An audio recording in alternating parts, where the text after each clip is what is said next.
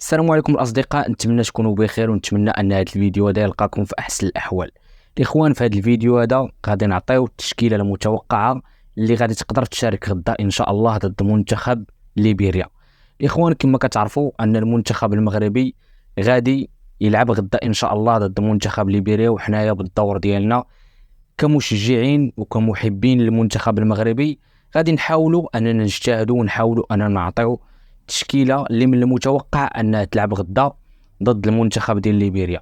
اخوان، كما كتعرفوا ان وليد الركراكي من المدربين اللي ما عزيزش عليهم انهم يبدلوا بزاف في التشكيله الرسميه. داكشي علاش ما غاديش يصعب علينا بزاف حنايا كمتتبعين ديال المنتخب المغربي اننا نتوقعوا التشكيله الرسميه ونقدروا اننا نجيبوا 90 ولا 95% من التشكيله ديالنا. فالاخوان، انا من منظوري الخاص في حراسه المرمى الاخوان غادي يكون بونو الاخوان اللي لا نقاش على الرسميه ديالو، سواء كنا لاعبين واحد الماتش اللي ودي او ماتش يعني في احد المسابقات القاريه او العالميه. بونو الاخوان في حراسه المرمى. بالنسبه للظهير الايمن الاخوان غادي يكون احسن ظهير في العالم هو اللي غادي يلعب في الظهير الايمن اللي هو اشرف حكيمي. بالنسبه للظهير الايسر كاين اللي غادي يقول لك يحيى عطيه الله، وكاين اللي غادي يقول لك نصير مزراوي. الاخوان، حاليا عطيه الله كما كتعرفوا انه غايب على الفورمه. داكشي علاش الاخوان ما غاديش نقارنوا بزاف وما غاديش نحاولوا اننا نتعمقوا في هذا الموضوع هذا، حيت الاخوان نتوما عارفين الرسميه ديال من غادي تكون. داكشي علاش من منظوري الخاص انا كنشوف بان الظهير الايسر غادي يلعب فيه نصير مزراوي. بالنسبه للاخوان الدفاع، قلوب الدفاع، انا كنظن ان في قلب الدفاع الايمن غادي يكون نايف اكرد. بالنسبه لقلب الدفاع الايسر الاخوان كاين اللي غادي يقول لك انه خصنا نعطيو الفرصه ليونس عبد الحميد، وانا الاخوان مع هذه الفئه هذه.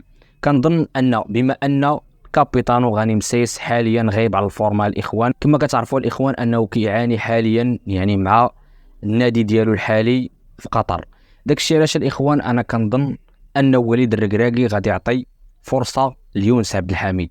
الاخوان، هاد اللاعب هذا اللي بكل صراحه انا كنشوفه بانه من اللاعبين المظلومين اللي ما خداوش حقهم داخل المنتخب المغربي، مع انهم يعني من اللاعبين اللي النيفو ديالهم منتظم ودائما ما كيعطيو ودائما ما كيخلقوا فرص داخل الفرق اللي كيلعبوا فيها.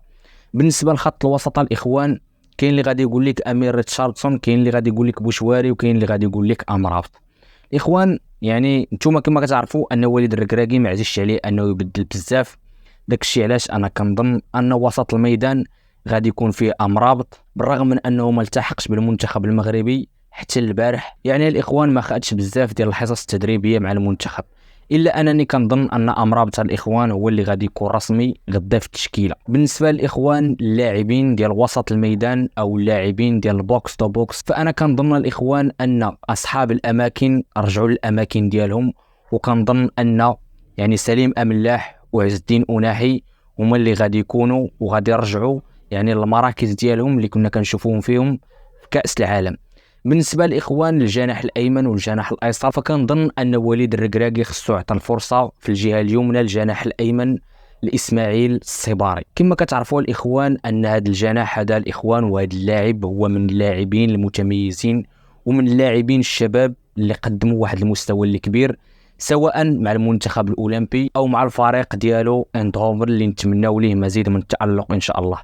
كنظن وانا من منظوري الخاص ان وليد الركراكي خصو يعطي يعني الفرصه، في ظل ان حكيم زياش ما كاينش دابا حاليا مع المنتخب، فكنظن ان وليد الركراكي غادي يعطي الفرصه لاسماعيل الصباري في الجناح الايمن. بالنسبه للجناح الايسر الاخوان كاين اللي غادي يقول لك الزلزولي وكاين اللي غادي يقول لك امين عدلي. انا كنظن الاخوان انه اللي غادي يلعب رسمي غدا هو امين عدلي، بحكم انه لاعب اللي جديد، لاعب اللي يلاه كيجي اول مره للمنتخب المغربي، بحكم ان الماتش ديال غدا ماشي شي ماتش اللي صعيب، وحنايا ديجا تاهلنا لكاس افريقيا. داكشي علاش وليد الركراكي غادي يفضلوا على عبد الصمد الزلزولي وغادي يبغي يشوفوا في ماتش كامل الاخوان. بالنسبه لقلب الهجوم الاخوان، فانا كنظن ان وليد الركراكي غدا غادي يشارك يوسف النصيري. رجعوا الاخوان نقولوا التشكيله من الاول. في حراسه المرمى غادي يكون ياسين بونو، في قلوب الدفاع غادي يكون يونس عبد الحميد ونايف اكرد، الظهير الايمن غادي يكون اشرف حكيمي، والظهير الايسر نصير مزراوي. الكاسور ديالنا غادي يكون هو سفيان امرابط، واللاعبين ديال البوكس تو بوكس غادي يكون كل من سليم املاح وعز الدين أناحي. بالنسبه للجناح الايمن قلنا غادي يكون اسماعيل الصباري، وفي الجناح الايسر غادي يكون امين عدلي، وكقلب هجوم غادي يكون يوسف النصيري. هذا هو التوقع ديالي الاخوان. دابا جا الدور عليكم باش تعطيوني الاراء ديالكم في الكومونتيرات لتحت. شكون في نظركم اللي غادي يكون غدا يعني في التشكيله؟ ولا عطيوني الاراء ديالكم في الكومونتيرات لتحت. كتبوا لي شنو هي التشكيله المتوقعه بالنسبه لكم اصدقائي. مرحبا بجميع الاراء، نتمنى الفيديو يكون عجبكم. مرحبا بجميع الاراء اصدقائي، كتبوا اي حاجه بغيتوها في الكومونتير كنجاوب جميع الاصدقاء. الى عندكم اي تساؤل ولا شي حاجه تبغوني ولا شي موضوع تبغونا انا نهضروا عليه، خليوا لي ميساج الاخوان، كنجاوب جميع الاصدقاء بلا ما نطول عليكم اكثر من هكا. والسلام عليكم.